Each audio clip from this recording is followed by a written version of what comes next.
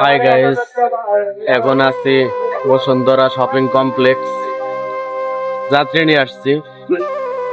গতকাল সারা রাতি ধরে চলে জাগনা ছিলাম, মানে আশা ছিল যাত্রী নামাই দিয়ে পার্কিং এ ঘুমাবো, কিন্তু গ্রাউন্ড ফ্লোরের নিচে গাড়িটা পার্কিং করছে। ওখানকার টেম্পারেচার 40, আর এখানে যেখানে বসে আছি এখানে 25, 15 বেশি, যা নাকি রোদ্রের চেয়েও বেশি।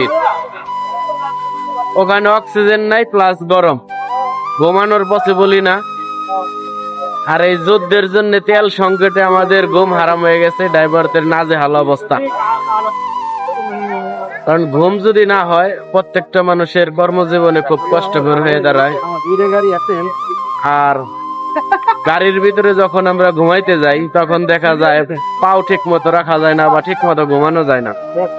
যেখানে আমরা জ্বালানি পাই না, ওই গরমের ভিতরে যে একটু এসি ছেড়ে গাড়িটা ঠান্ডা করে ঘুমাবো, ওইটাও পসিবল না। দেখা গেছে আমার নিজের গাড়ি, আমি নিজে এসি ছেড়ে চালাইতে পারি না, কারণ আমার গাড়িতে যে গ্যাস আছে ওই গ্যাস দিয়ে আমি বাড়ি যাওয়াই আমার পসিবল হবে না। আবার গ্যাস নিতে গেলে অনেক সময় লাগবে। এই ড্রাইভিং লাইনে না ঢুকলে বুঝতে পারতাম না আসলে একটা ড্রাইভারও একজন সৈনিক।